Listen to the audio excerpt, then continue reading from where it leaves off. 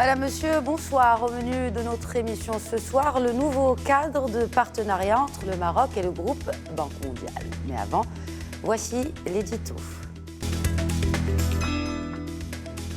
C'est un nouvel épisode qui s'écrit dans la série de partenariats entre le Maroc et la Banque mondiale et dont les principaux protagonistes sont les PME-TPE, le capital humain et la régionalisation.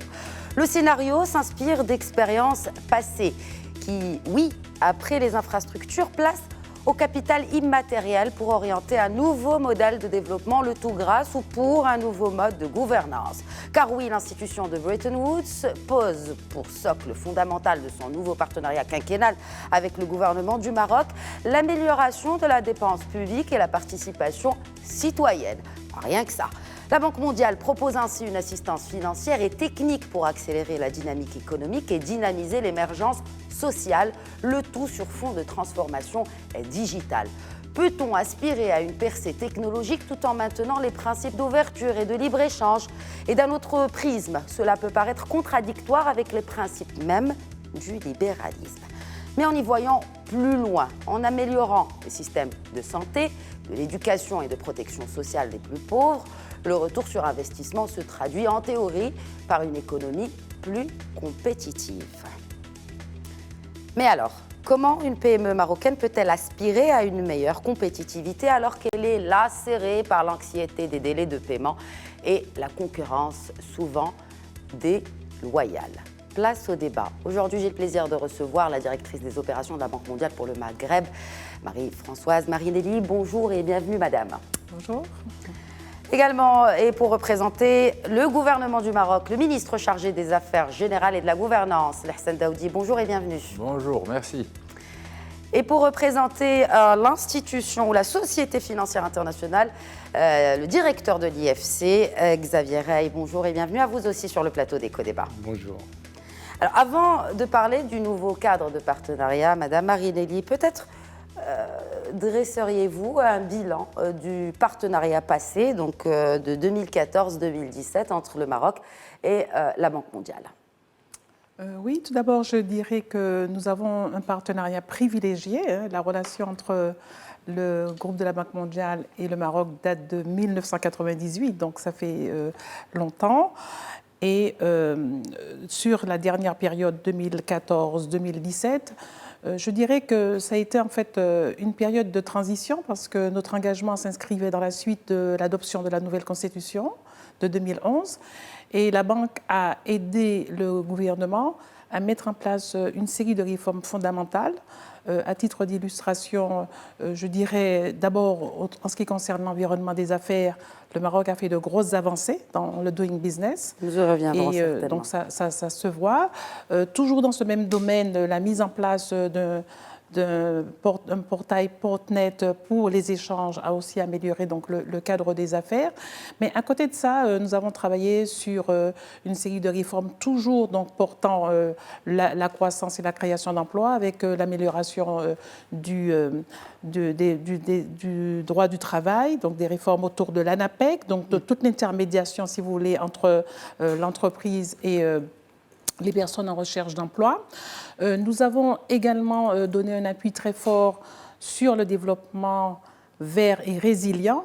En particulier, je pense qu'une des réalisations fortes, c'est ce que le Maroc a fait et que nous avons accompagné dans le développement de l'énergie renouvelable, plus particulièrement du solaire. Il n'y a pas très longtemps, il y avait un grand événement à Ouarzazate où pratiquement toute l'Afrique, et pas seulement l'Afrique, était représentée pour voir ce qui a été fait. Je pense que c'est vraiment spectaculaire en termes de transformation et d'impact. Mais à côté de ça, nous avons aussi travaillé avec le gouvernement sur l'adaptation. Et pour cela, je voudrais donc souligner un chantier phare du gouvernement marocain qui est celui de l'initiative pour l'adaptation de l'agriculture africaine qui a été lancée au moment de la COP22. Autant d'éléments qui s'inscrivent vraiment dans cette création d'une résilience de l'économie. Et je terminerai sur ce chapeau par un élément qui me paraît très important, qui a d'ailleurs été souligné lors des réunions à Bali. Ce sont les efforts faits par le Maroc pour renforcer sa résistance en face des catastrophes naturelles, avec un dispositif législatif très fort qui a été mis en place, le renouvellement donc, du Fonds de lutte contre les catastrophes naturelles. Je terminerai donc sur des éléments forts concernant la gouvernance. Le gouvernement a entrepris de moderniser son national réglementaire et juridique pour toute la gestion des finances publiques avec la loi organique sur les finances publiques. Et je dois avouer que l'évaluation que nous avons faite à travers cet instrument qui s'appelle le PIFA, qui fait en fait une performance, donc l'appréciation de la performance du dispositif des finances publiques, qui montre une bonne amélioration. Bien sûr, tout ceci accompagné des lois sur l'amélioration de la relation entre le citoyen et le gouvernement avec la loi sur l'accès à l'information qui a été adoptée récemment. Ce sont des chantiers qui sont en cours, mais je dirais que les bases de cette transformation ont été mises en place et on doit vraiment s'en réjouir. Donc c'est une expérience positive que ce partenariat, mais vous en avez quand même tiré quelques enseignements finalement pour justement élaborer ce nouveau cadre de partenariat. Absolument. Je voudrais terminer, disons, sur les réalisations fortes, parce que c'est vraiment un programme qui rentre dans la nouvelle stratégie. C'est tout ce qui a été fait pour mettre en place un nouveau dispositif de protection sociale, avec un identifiant national et un registre national un registre social. Alors, c'est en cours, ça a démarré dans l'ancien cadre et ça va se poursuivre. Alors, quels sont les enseignements que nous avons tirés? Quelques éléments forts. Donc, le premier, c'est qu'il faut s'engager dans la durée.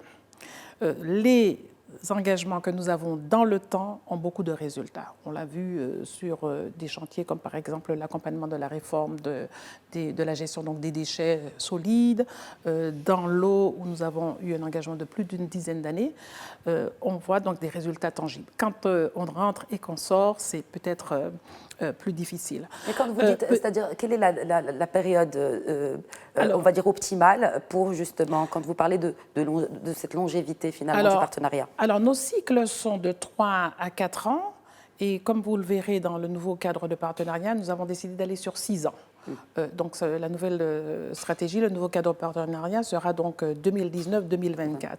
Ce que je voulais dire, c'est que certains chantiers sont des chantiers de long terme. Donc, et ils doivent aller au-delà même d'un cycle. Ils peuvent prendre 2 cycles, pourquoi pas 3 cycles. Parce que si je prends le cas donc, de l'éducation dans lequel nous allons rentrer maintenant, on aura peut-être l'occasion d'en parler plus longtemps, clairement transformer l'éducation marocaine, c'est un chantier d'au moins une génération. Une génération, voilà, absolument. Mais l'idée, c'est de pouvoir donc s'y inscrire et pouvoir porter donc ces efforts sur plusieurs cycles de stratégie. Donc ça, c'est un des aspects donc forts. Deuxièmement, peut-être, je dirais qu'il est apparu que nous aurions pu être un peu plus sélectifs. Je crois qu'on a été tous emportés, emballés par les changements surgis avec la nouvelle Constitution et nous avons embrassé beaucoup de chantiers donc, de réforme. L'expérience nous montre que peut-être il faut s'appesantir sur moins de chantiers et aller donc plus dans le détail.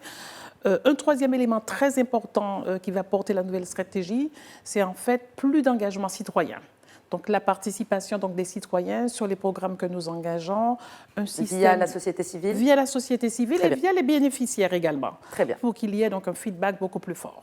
Lahsen Daoudi, alors vous représentez donc le gouvernement. Quel a été l'apport du gouvernement dans l'élaboration de ce nouveau cadre de partenariat avec le groupe Banque mondiale? Merci. Bon, quel apport? C'est d'abord le groupe mondial colle relativement au programme du gouvernement, parce que le gouvernement, quand il est là, il met en place son programme pour les 5 années. Et bien sûr, les partenaires dont la Banque mondiale nous aident à réaliser ces objectifs, autant au niveau des financements que des études. Et l'avantage de la Banque mondiale, c'est qu'elle a une expertise au niveau des études et des analyses. Donc l'argent, vous pouvez le trouver peut-être ailleurs, mais ce n'est pas évident que vous trouviez des experts qui viennent vous appuyer pour la mise en place de ces programmes. Donc je pense que c'est un bon partenaire depuis les années 60. Et l'image... Alors, il y a eu une assistance technique avant ce nouveau partenariat. Oui, il y a toujours eu une assistance technique. Il y a toujours eu l'assistance technique. C'est ça l'avantage avec une expertise de qualité qui nous amène à un benchmark international. Donc, vous avez des expériences internationales. Je vous donne un simple exemple. On veut aller dans la région de Marrakech pour la promotion de l'emploi des jeunes. et pour les encourager à créer leurs propres entreprises. Si vous amenez un jeune, vous leur dites quelle entreprise vous voulez créer, il n'est pas au courant de ce qui se passe dans le monde, quels sont les métiers de demain, mais avec la Banque mondiale, vous allez avoir une banque de données au niveau des projets de l'avenir.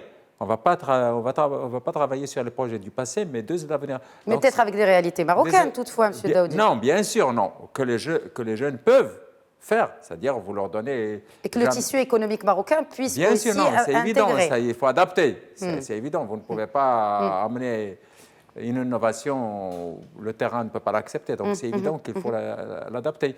Mais c'est pour vous dire l'intérêt de travailler avec la Banque mondiale, et puis les gens doivent savoir que ce n'est pas la Banque mondiale qui vous impose ce que vous allez faire. Est-ce qu'il y a des prérequis avant d'avoir un prêt de la Banque mondiale? Est-ce qu'aujourd'hui, la Banque mondiale dit, avant, par exemple, je dis n'importe quoi, pour la sécurité routière, peut-être qu'il faut arranger les routes avant que ce prêt soit débloqué? Il y a d'abord une expertise.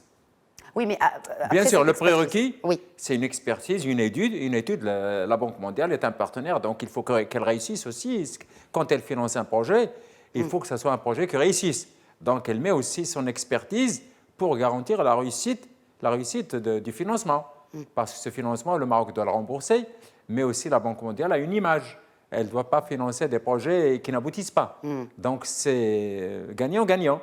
La Banque mondiale aussi a intérêt à ce que ces projets aboutissent au niveau, par exemple, d'énergie solaire, et même éolienne, ou Arzazat, maintenant Nour, Midelt, des éoliennes, c'est quand même, ça fait une bonne image pour le Maroc, mais aussi pour la Banque, pour tous nos partenaires. Très bien. Je voudrais renforcer ce point parce que ce qui m'a frappé en venant au Maroc, c'est vraiment la position des autorités qui nous disent notre intérêt dans la Banque mondiale, ce n'est pas le financement en premier. C'est précisément le fait que vous soyez en fait une institution qui permet d'apporter en fait un savoir-faire international et l'expérience internationale. Et pour renforcer le point donc de Monsieur le ministre, je voudrais prendre le cas donc du registre social qui lui a été conçu après avoir examiner ce qui a été fait en Inde avec l'identifiant unique. D'ailleurs, la délégation marocaine y est allée, il y a eu des échanges, j'ai même participé à des échanges. Mais en réalité, comme vous disiez, la solution marocaine n'est pas la solution indienne. Elle est tout à fait adaptée au contexte du Maroc. Donc, voilà donc, un exemple que je voulais donner. Je vais peut-être faire réagir Xavier Rey, et juste pour rappel par rapport à la Société financière internationale, qui est également fait partie du groupe Banque mondiale.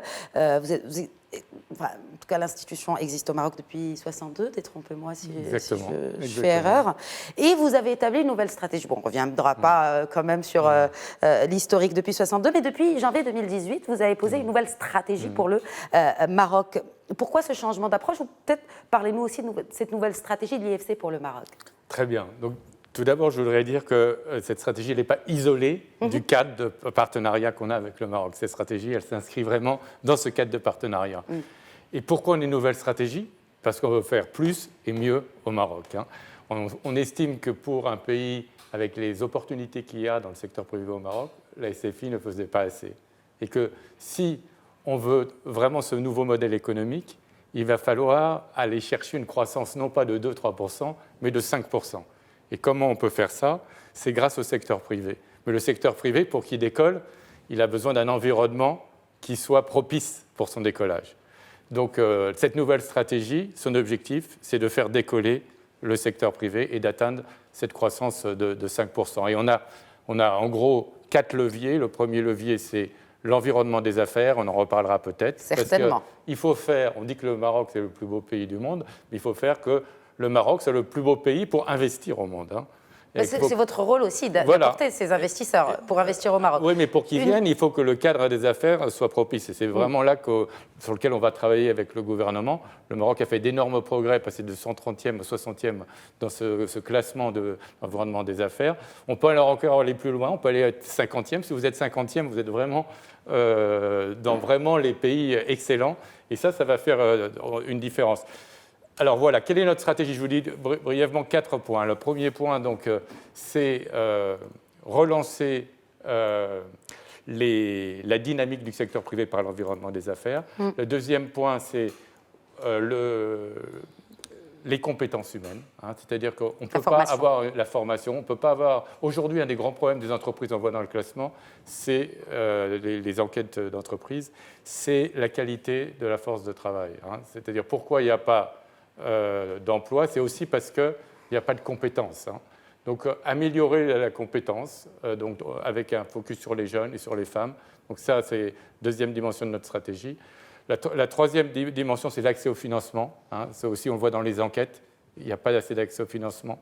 Et donc ça, c'est un travail avec les banques, c'est un travail sur la digitalisation, c'est un travail sur les marchés des capitaux. Aussi faire du Maroc la grande place financière de l'Afrique. Ça, c'est notre vision, c'est la vision du gouvernement. Le Maroc a beaucoup d'atouts. Déjà avec Casablanca Financial City, c'est la première place financière. Maintenant, il faut que ça soit le premier marché des capitaux d'Afrique. C'est cela. Voilà. Donc ça, c'est... Enfin, on pense que sur l'infrastructure, il y a le secteur privé pourrait jouer un plus grand rôle. Donc ça, c'est faire rentrer plus de secteur privé pour la gestion et le financement des infrastructures au Maroc. C'est-à-dire ouvrir finalement ce volet investissement en infrastructure au secteur privé. Pour aller pour aller plus vite, parce que si on attend que le gouvernement fasse tout, il faut du temps. Mais il faut les inciter, il faut inciter ce secteur privé Tout à pour fait. qu'ils s'intéressent à... Tout à fait. Et justement, maintenant, on est en train de changer le texte sur le PPP. Très bien que vous évoquiez le PPP, vous me faites ma transition. Alors justement, ce texte de PPP est-il révolu de partenariat public-privé? Non, le texte, l'ancien, est révolu, c'est évident, puisque dans les semaines prochaines, dans les semaines à venir, il va aller vers le Parlement. Alors la loi existe depuis 2014. Oui, mais on a tellement verrouillé que personne, comme si vous avez une porte blindée, personne ne peut rentrer.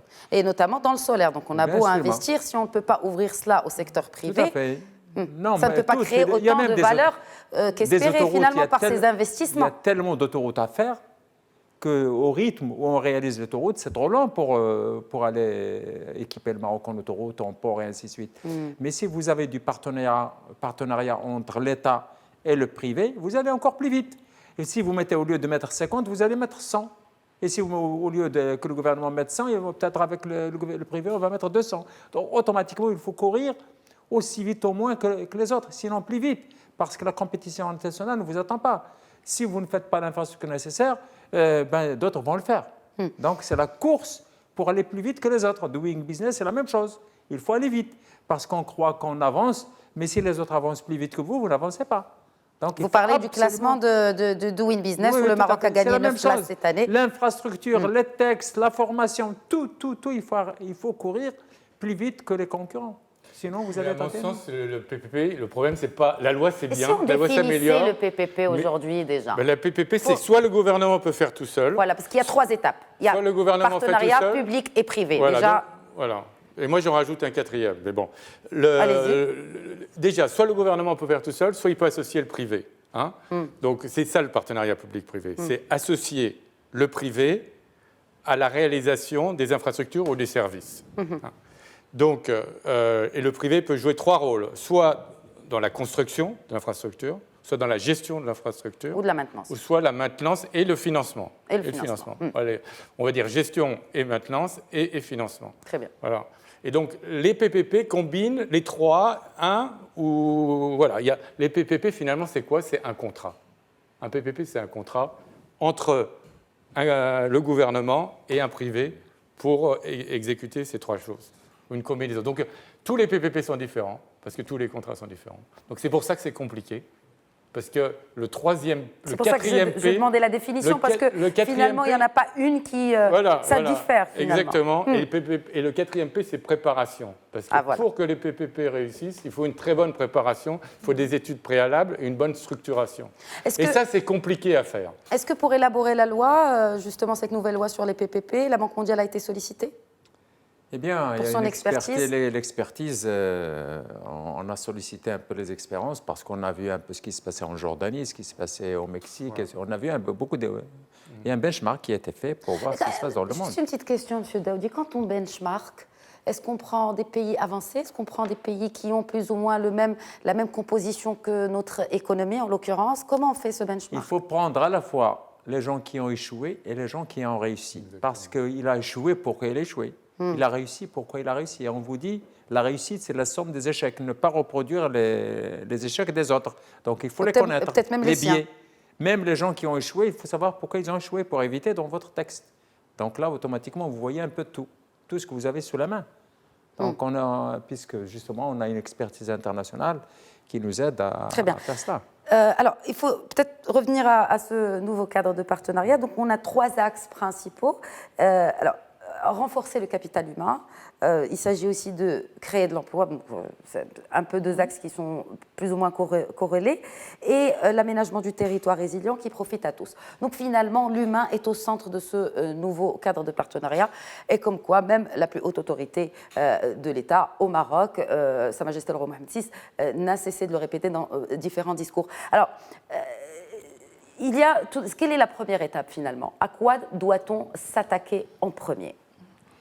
Peut-être avant de répondre à cette question, je voudrais peut-être quand même faire un point du contexte de ce nouveau cadre de partenariat, c'est-à-dire où est le Maroc aujourd'hui et où il va. Parce que nous avons effectivement, comme M. le ministre l'a indiqué, effectué au cours des 2 dernières années des travaux analytiques substantiels.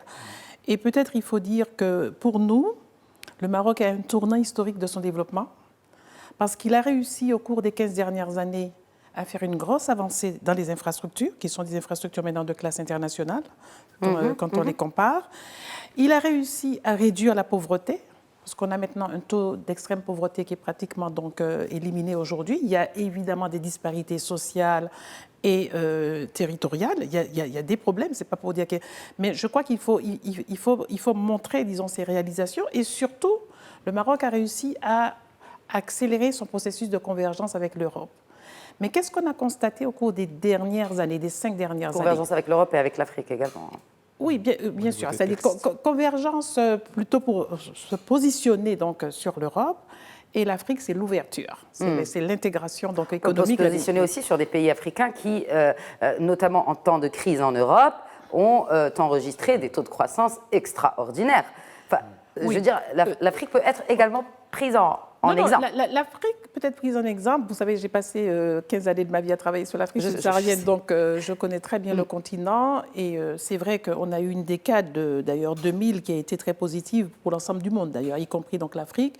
Les pays qui avaient le plus avancé, c'était souvent des pays qui avaient beaucoup de matières premières, qui ont bénéficié donc de ce capital matières premières.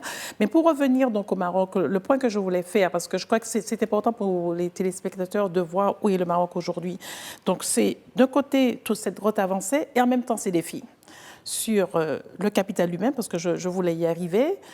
On a pu avoir donc un élargissement, un accès donc presque universel à l'éducation primaire, mais la qualité de l'éducation et la transformation de ce capital humain n'est pas suffisante. Donc ça, et du coup, voilà, premier problème. Donc deuxièmement, donc on a ce problème donc de l'emploi qui est vraiment un problème donc difficile, particulièrement chez les jeunes, parce qu'on sait que maintenant, en particulier chez les diplômés de l'enseignement supérieur, plus on est diplômé, plus on a une chance ou un risque plutôt d'être non employé. Donc pour nous, notre compréhension et notre proposition, qui répond d'ailleurs, comme M. le ministre a dit, aux engagements du gouvernement, c'est celui de concevoir ce nouveau modèle économique qui va permettre d'améliorer donc fortement la productivité de l'économie marocaine en s'appuyant sur les acquis qui ont déjà été faits. Les infrastructures sont là. Comment faire en sorte qu'on puisse rentabiliser très fortement cet investissement avec un meilleur capital humain? Donc ça, c'est donc vraiment donc, cela donc l'enjeu. Et qu'est-ce que nous proposons? Nous proposons donc, comme a indiqué donc, mon collègue Xavier sur le secteur privé, d'approfondir ces réformes. Les réformes ont été faites. C'est vrai que Doing Business, le Maroc est à 60, mais il faut que l'entrepreneur le ressente. Il faut qu'il sente, je veux créer mon entreprise, je dois aller plus vite. Et d'ailleurs, nous avons soumis en même temps que notre stratégie un projet dans lequel maintenant l'enregistrement de l'entreprise sera fait de façon électronique. Donc raccourcissement donc, des délais, par exemple. Donc ça, c'est vraiment très important. Deuxièmement, il faut que ces PME puissent se développer et qu'elles aient l'espace. Donc il faut créer en fait un espace de concurrence où les nouveaux entrants peuvent pouvoir donc arriver. Donc ça demandera vraiment non seulement, disons, d'approfondir donc les réformes qui ont été faites dans le cadre de la concurrence, dans le cadre donc de l'accès, mais également de créer des opportunités concrètes. Au moment où je vous parle, nous sommes, en fait, nos équipes et les équipes du gouvernement sont en train donc de négocier ce projet qui va commencer d'ailleurs à Marrakech à faciliter l'employabilité des jeunes. C'est-à-dire qu'un jeune arrive, il dit, bon, qu'est-ce que je veux faire? Quelles sont mes compétences? Où est-ce que je peux aller? Et en fonction de ça, orienter et renforcer donc sa formation. Deuxièmement, les entreprises elles-mêmes, comment accélérer donc la création. On voit déjà donc un certain nombre de start-up, disons, innovantes qui se créent. Et nous avons d'ailleurs mis à la disposition du gouvernement avec la CCG un instrument qui permet InnoInvest. Et on pense que cet effet donc d'entraînement va permettre de faire en sorte qu'il y ait donc d'entreprises qui se créent. Mais à côté de cela, vous avez au Maroc beaucoup de chaînes de valeur, je dirais, de produits de terroir qui sont à forte valeur ajoutée, qui peuvent se renforcer. Je pense à l'argan, je pense à tous ces produits d'agro-industrie. Monsieur le ministre fait souvent référence au safran marocain, qui est peut-être meilleur que celui le safran iranien qu'on connaît sur la plateforme internationale. Donc, autant d'éléments. Comment vraiment mettre en place le dispositif concret? J'ai besoin donc de financement. Où est-ce que je vais voir? J'ai besoin donc d'un savoir-faire technique sur la transformation donc de mes produits, sur le packaging. Donc un appui, il y a un écosystème qui est en train donc de se mettre en place et qui va se déployer donc dans toutes les villes pour pouvoir donc renforcer cela. Alors, sur le capital humain, je termine donc peut-être sur ce point comme vous avez posé la question là-dessus, mais j'avais voulu donc mettre notre stratégie dans un contexte plus global. Clairement, et c'est là où je parlais donc de l'engagement dans la durée, toute la question de l'amélioration de la qualité de l'éducation primaire et secondaire, qui va être vraiment donc un engagement, en commençant par le préscolaire. Très bien. Voilà. Donc c'est la première étape, donc en répondant à ma question, n'est-ce pas, Madame Marinelli? Madame, Messieurs, je vous propose de faire une petite pause. La première partie d'émission s'est terminée. On retrouve le débat juste après cette courte pause. Merci de rester avec nous. Bonsoir et bienvenue à ceux qui nous rejoignent. Vous regardez Codébat que nous consacrons aujourd'hui au nouveau cadre de partenariat entre le Maroc et le groupe Banque mondiale. Alors, avant la pause, la représentante justement de ce groupe dans la région Maghreb nous évoquait les priorités sur lesquelles, en tout cas, s'est basé ce cadre de partenariat et notamment cette question de l'éducation, de l'employabilité des jeunes. Une question peut-être que se poseraient nos téléspectateurs, puisqu'on vulgarise au maximum. À combien se chiffre ce nouveau cadre de partenariat? Bon, d'abord, comme je dis, et je le répète, l'État marocain nous dit ce que nous attendons de la Banque mondiale, ce n'est pas le financement premier. Il faut que vous sachiez que le Maroc... Non, parce que vous avez parlé de l'aspect d'assistance technique. Je vais y arriver, mais je veux peut-être renforcer parce qu'il n'y a pas beaucoup de pays où on a vraiment cette position qui est très claire, de dire, bien sûr, le financement, mais surtout accompagner, disons, du savoir-faire et de l'apport de l'expérience internationale. Alors, pour vous situer dans le cadre de partenariat précédent, nos concours de la BERD, donc la banque elle-même, ont été de l'ordre de $1 milliard par année, sauf la dernière année où on a fait moins du fait de l'année de transition politique. Nous avons l'ambition d'aller plus loin au cours de cette nouvelle période, avec peut-être à peu près 1,5 milliard chaque année, ce qui fait que sur la première période, jusqu'à mi-parcours, les 3 premières années, avec l'engagement donc de la SFI qui va monter en puissance très fortement, on serait de l'ordre de $5 milliards de l'engagement du groupe, mais avec l'idée que ceci serve de levier financier, précisément à travers les PPP, pour mobiliser davantage de financement privé pour faire face aux besoins d'infrastructures, mais également aussi dans le domaine social et d'autres développements productifs. De capital humain, justement. Voilà. Alors, et je reviens d'ailleurs à ce document, Sid Daoudi, Monsieur le ministre, à ce document du groupe de la Banque mondiale, et qui répond à cette question, qu'en est-il de la viabilité de la dette marocaine? Alors, ce n'est pas que, j'imagine que c'est une question qui remonte finalement du grand public. Qu'en est-il de la viabilité de la Banque mondiale selon la Banque, de la dette marocaine selon la Banque mondiale? Elle devrait se réduire sur les prochaines années et elle est soutenable à moyen terme. Que les Marocains soient rassurés. La dette marocaine est maîtrisable, non seulement en termes de volume, mais aussi en termes de structure. Il faut qu'ils sachent que plus de 80%, autour de 84% de la dette marocaine est à long terme. et que C'est quoi long terme? long terme, ça va au-delà de 10, 15, 20 ans, 25 jusqu'à 25 Donc, ans, et ainsi de suite. 10 ans, c'est Donc, long il y a terme. pas- il y a- Ok. Parce que le moyen terme, c'est autour de 6 ans. Donc, ça va à 20 ans et ainsi de suite. Et puis- en monnaie locale, en c'est monnaie très locale. rare. Et puis, Le gros.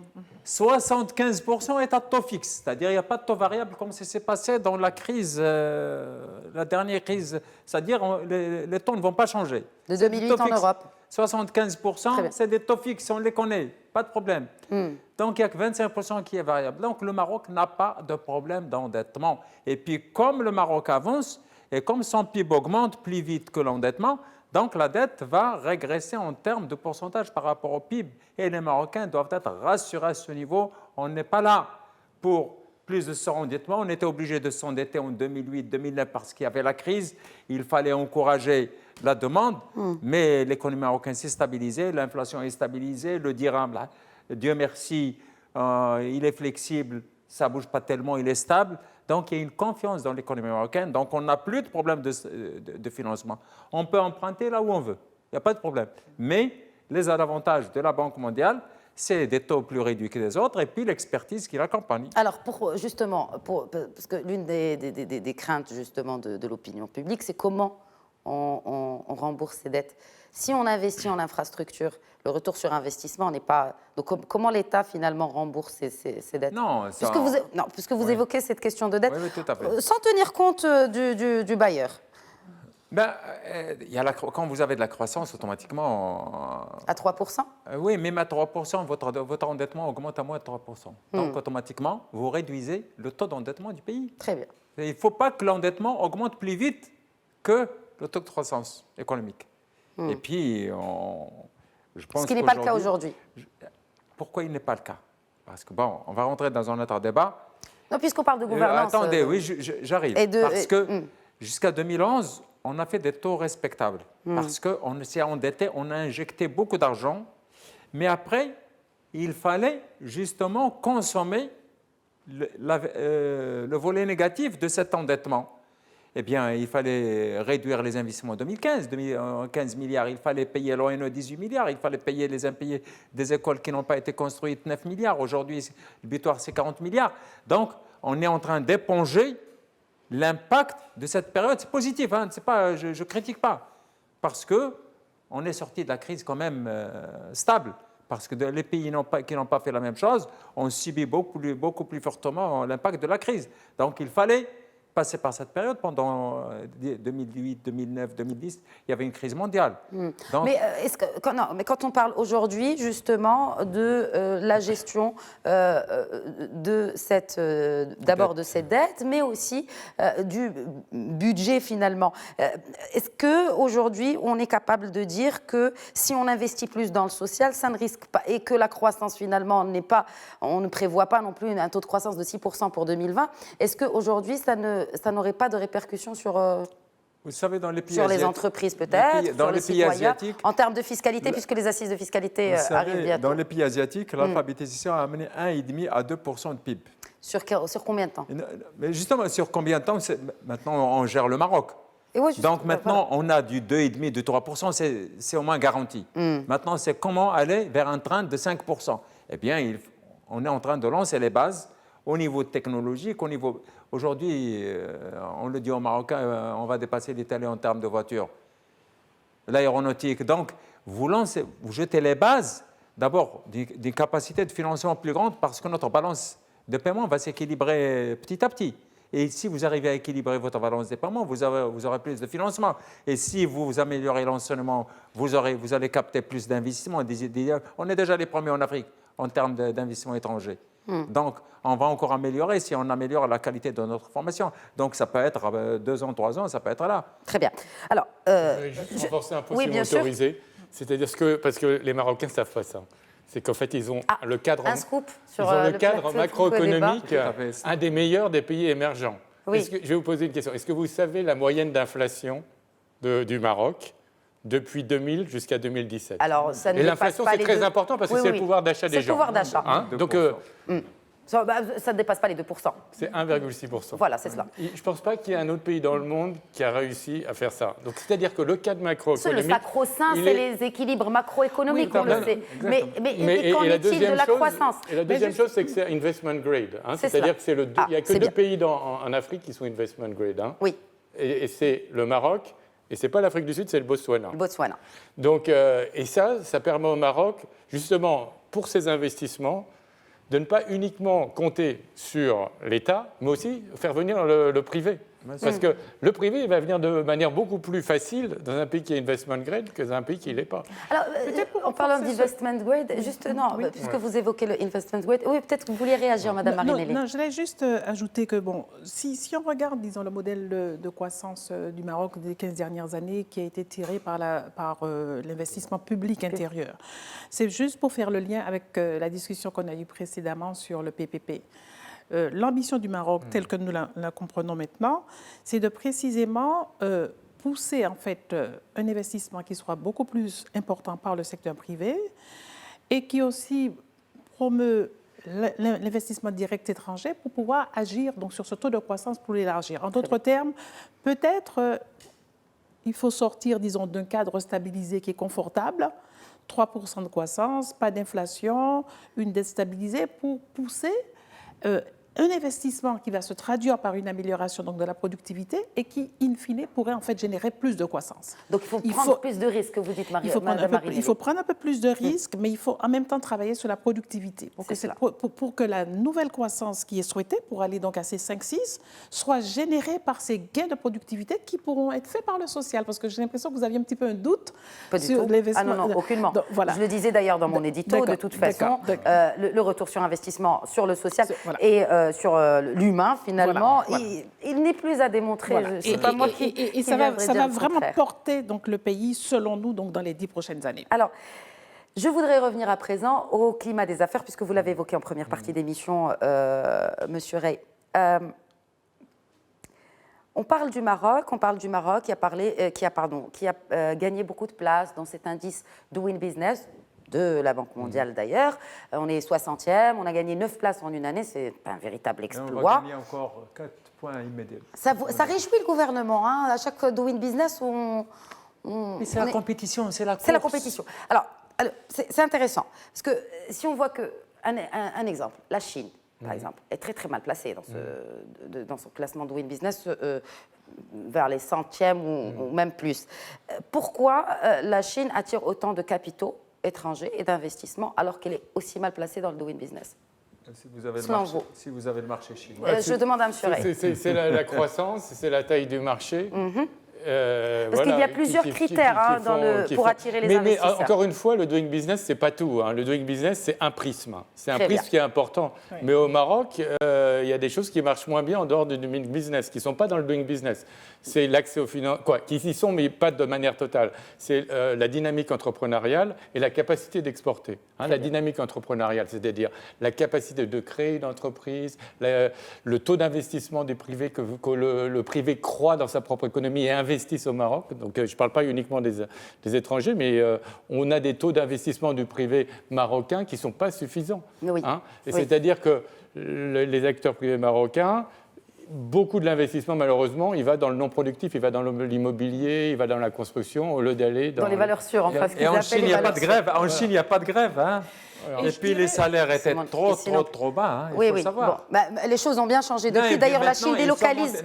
Mais ils sont montés aussi en technologie. C'est-à-dire, excuse-moi, ce qui se basait en Chine sur la main-d'œuvre à Cuba est parti ailleurs. C'est fini parce que la Chine va arriver à un SMIC de 700 €. Il faut le savoir. C'est pour ça que les Chinois délocalisent en Afrique aujourd'hui leur production. Les Chinois délocalisent certains métiers, mais ils montent. Maintenant, l'iPad, il est fabriqué en Chine. Oui, voilà, ils montent en technologie. Parce qu'il y a une formation. Il faut aussi la formation, la qualité de la formation et de la main-d'œuvre. Ça aussi, c'est une variable fondamentale de la main-d'œuvre en Chine. C'est des gens qui travaillent. Et puis, il faudrait peut-être ajouter, oui, bien sûr. Madame, qu'il faut que le Maroc aille plus loin dans la mise en œuvre de ces réformes. C'est vrai que le Doing Business s'appuie sur l'adoption de lois et il y a beaucoup de choses qui sont faites. Dans cette prochaine phase, nous pensons qu'il faut vraiment passer à la phase effective de mise en œuvre des lois. Par exemple, le Portnet que j'évoquais, qui est en fait un portail qui permet de faire en sorte que toutes les transactions d'importation soient automatisées, donc jusqu'au paiement, il faut que ça soit véritablement appliqué, complètement actif, pour que le délai de traitement d'un conteneur, qui est autour de 6 jours, passe peut-être à 3 jours pour être comparable, par exemple, à Singapour ou d'autres pays. Donc, c'est vraiment de dire ce que vous avez fait bien. Maintenant, il faut amplifier l'effort et rentrer donc, dans la phase effective donc, de mise en œuvre pour que l'opérateur économique, en face de l'administration, voit la réalité et la simplicité et la simplification, en plus des autres éléments donc, évoqués par mon collègue pour stimuler cette innovation. Alors, quand on parle de stimuler l'innovation, vous avez évoqué tout à l'heure ce fonds Innovinvest pour les startups. Et, maintenant, aujourd'hui, il faut aussi un accompagnement de ces startups. Donc, elles ne demandent pas, finalement, c'est un peu comme l'exemple qu'on citait pour le Maroc avec la Banque mondiale, il ne suffit pas de financer, mais d'accompagner également. Alors, qu'en est-il du tissu privé? On parle des entrepreneurs. Est-ce qu'il y a cet accompagnement aujourd'hui? Eh bien, maintenant, il y a la réforme des séries qui va dans ce sens. Absolument. Elle en est où, d'ailleurs? Elle se discute au Parlement, donc c'est bon. Non, on a bien avancé. C'est, je pense, la deuxième chambre, donc c'est très bon. Non, ça avance très bien. C'est une des lois qui passe rapidement au Parlement, vu son urgence et aussi son impact sur le terrain. Si on veut réussir la régionalisation, il faut absolument que les séries soient performantes. Et vous savez, les nouvelles compétences des séries, le niveau élevé à un niveau de Wali et son directeur, et puis le recours peut finalement aller jusqu'au chef du gouvernement. Donc, c'est pris au sérieux et puis accompagner les entreprises parce qu'on crée beaucoup d'emplois, mais on en perd beaucoup. Alors, au moins, ce qu'on a créé, il faut le préserver d'abord. Donc, il y a un gros problème, c'est-à-dire il y a destruction d'emplois parce qu'on n'accompagnait pas la PME, la PMI. Maintenant, on va l'accompagner.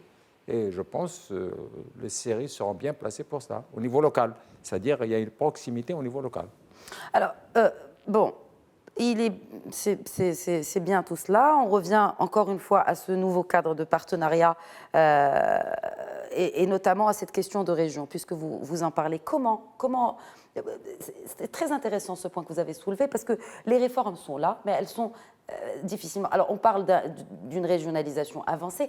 Comment justement déclencher tout cela pour que ce soit effectif sur le terrain, selon vous, Madame Marinelli? Alors, moi, je pense que le gouvernement a entrepris 2 axes de réforme à ce niveau-là. Le premier, c'est la déconcentration.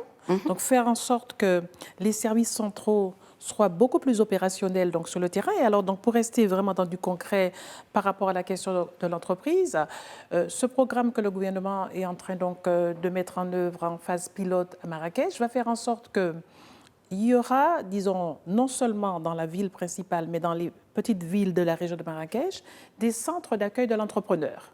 Parce qu'en réalité, c'est ça. Je suis entrepreneur, je veux faire une démarche administrative, à qui je m'adresse? Donc, vraiment délocaliser donc, les services au niveau donc, le plus bas. Donc, voilà un exemple très concret. Deuxièmement, si je reviens donc, au domaine de l'éducation, dans la réforme que nous allons accompagner d'ailleurs, c'est de faire en sorte que les AREP, donc les académies régionales, soient vraiment dotées de responsabilités pour faire le suivi, disons, de ce qui se passe au niveau gouvernorat, mais jusqu'au niveau de l'école.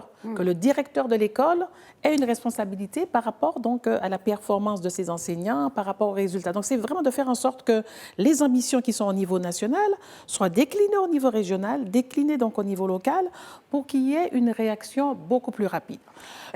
Pardon, excusez-moi, je vous interromps, parce que juste sur cette question pour la formation et l'éducation, est-ce qu'il y a une transversalité justement des visions avec cette fameuse réforme de l'enseignement qui a été lancée par le ministère de tutelle? Mais tout à fait. En fait, la réforme de l'éducation avec la loi cadre et la vision 2030 qui vise à dire on doit améliorer donc, la qualité, on doit améliorer la gouvernance du système, donc faire en sorte que les ressources qui sont mises débouchent sur des résultats, donc un meilleur apprentissage des étudiants. Et pour cela, il faut qu'il y ait donc un engagement sur le terrain beaucoup plus près, que ça ne se décide pas à Rabat, mais que les responsables donc, au niveau donc, des académies, mais aussi donc, au niveau donc, local et au niveau des écoles, soient en fait engagés dans un cercle vertueux avec des objectifs bien précis. Et donc je me réjouis de voir que vraiment donc c'est l'orientation que le gouvernement a prise donc à cet égard.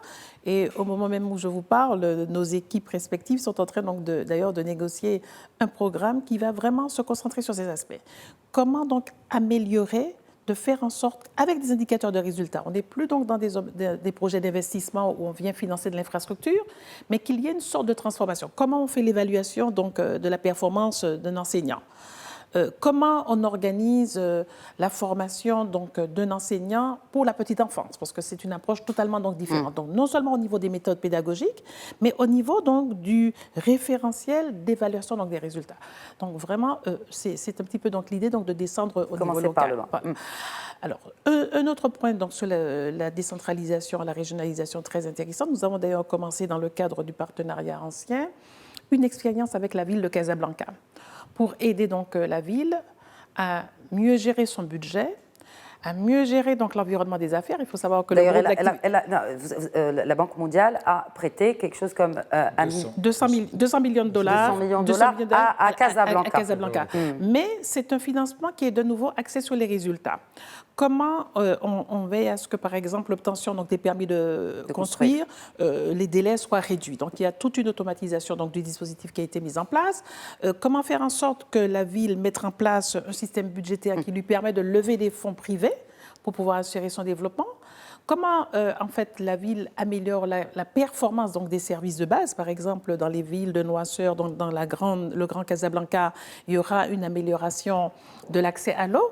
Et là, de nouveau, on ne paye pas, on ne décaisse pas sur la base donc, de la construction de réseaux, mais du nombre de branchements faits. Sur le résultat final, sur le résultat. Donc, et sur le citoyen. Voilà, donc ça crée donc toute une dimension, une dynamique tout à fait nouvelle. Et je dois avouer que je me suis réjouie quand je suis allée sur le terrain de voir donc les femmes qui étaient déjà branchées, qui voient comment ça fait la différence pour elles dans la qualité de leur vie quotidienne, donc l'organisation donc, du travail, etc. Et plus largement, parce que pour ce qui est de la productivité des villes, c'est la question de la mobilité urbaine qui est très, très importante. Et là, le gouvernement a entrepris d'aider donc les principales villes à développer donc un plan de mobilité urbaine qui est un plan multimodal qui permettra donc de faire appel soit à des corridors de transport. En fait, en gros, faire en sorte que les différents modes de transport puissent être utilisés, être optimisés, parce que c'est là où vraiment le citoyen passe beaucoup de temps pour aller à son travail. Exact. Donc c'est un élément essentiel pour permettre au Maroc de bénéficier donc, de l'agglomération. Donc, il y a une douzaine de villes qui ont bénéficié de cela. Ce programme donc, ira en s'approfondissant et on est précisément maintenant en train de préparer dans la suite de l'expérience donc, de Casablanca un programme donc, national qui, à la demande donc, du ministère de l'Intérieur, qui pourra mettre des indicateurs de résultats pour chacune des villes. Donc je pense que c'est en fait toute la démarche institutionnelle de mettre en place des indicateurs de résultats, de faire en sorte que les citoyens et les bénéficiaires puissent voir et puissent demander des comptes à la contrepartie donc administrative. Donc je pense que c'est vraiment assez extraordinaire ce qui est pensé, ce qui est en train donc d'être fait. En même temps, on peut demander des comptes à un élu qu'on a nous-mêmes placé, enfin en tant que citoyen. Bien sûr. Alors l'ISF, la SFI ou l'AFC en anglais, son rôle aussi est d'attirer des investisseurs. On parlait d'investissement et notamment dans des secteurs qui ne sont pas, je n'appellerais pas infrastructures, mais de base en tout cas. Là, je parle par exemple de la santé et de l'éducation. Est-ce qu'aujourd'hui, oui, comment on fait? Est-ce qu'aujourd'hui, ça les intéresse de venir investir? Question toute naïve, hein, peut-être. Oui, c'est une très bonne question et on a fait, je vous l'ai dit, le capital humain, c'est un des piliers de notre stratégie. Donc on travaille vraiment là-dessus.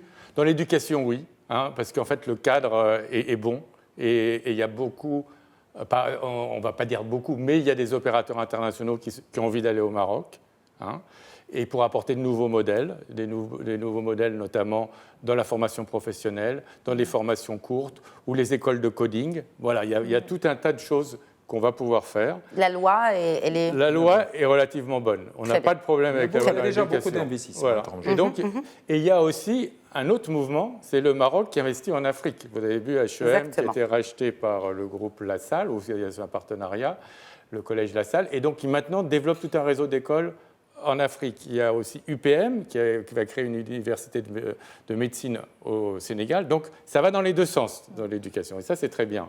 Parce que c'est ça qui va permettre d'avoir la masse critique pour que ces acteurs marocains puissent encore monter en puissance et faire plus au Maroc. Dans la santé, c'est un peu plus difficile, parce que le cadre est plus contraignant. Ceci dit, il y a des grands groupes internationaux qui vont nous voir pour nous dire on a vraiment envie d'aller au Maroc, on voit qu'il y a un gros potentiel, et aidez-nous. Donc voilà, sur la santé, je crois qu'il faut qu'on travaille un peu plus sur le cadre institutionnel, mais il y a déjà un gros intérêt des investisseurs internationaux. Monsieur le ministre, l'amélioration de l'efficacité de la dépense publique est pour devenir une espèce de locomotive, un tracteur pour le secteur privé. Vous en pensez quoi? Il faut changer les habitudes, il faut digitaliser. Mais encore? Il faut la formation continue du personnel. Et si vous avez des compétences de qualité, mais malheureusement, il faut le dire,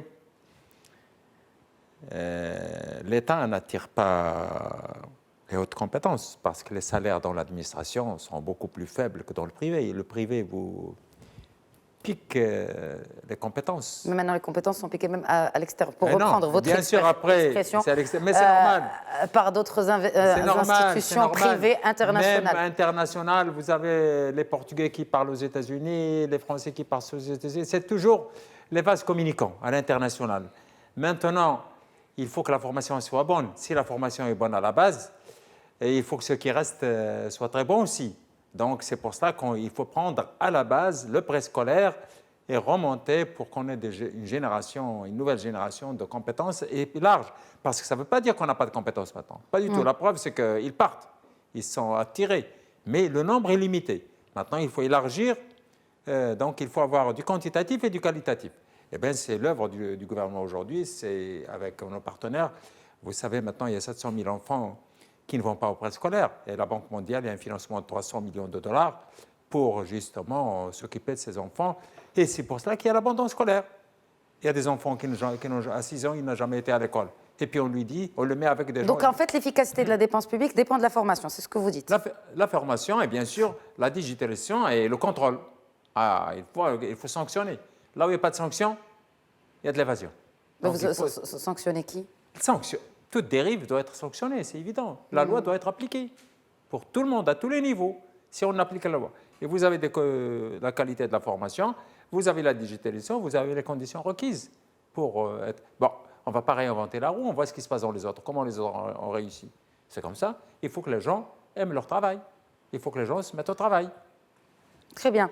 Je pense que sur cela, il y a un élément très intéressant. Vous avez dû voir que le Maroc a rejoint ce qu'on appelle le Open Government Partnership, donc le partenariat de bonne gouvernance, qui est quand même une plateforme internationale qui a été mise en place par les pays du G7, les Américains et les Français. Et d'ailleurs, je pense que c'est aujourd'hui que le lancement se fait au Maroc. Et là-dessus, je pense que c'est cette question de redevabilité et d'implication des citoyens. Je pense que c'est ce mécanisme qui permettra donc au Maroc de faire en sorte que, sur le plan du budget, d'ailleurs je crois qu'ils en ont fait une priorité, les citoyens seront en mesure de regarder comment les ressources sont utilisées et quels sont les résultats qu'ils donnent, et que le gouvernement à son tour puisse recueillir ces avis pour améliorer la performance. C'est cela. Alors, on va terminer sur cet exemple. Malheureusement, le temps de l'émission s'est écoulé. Merci beaucoup, Françoise Marinelli, Xavier Rey et Lassane Daoudi d'avoir répondu à l'invitation d'Éco-Débat. Merci à nos téléspectateurs pour leur fidélité. Excellente suite des programmes sur notre antenne.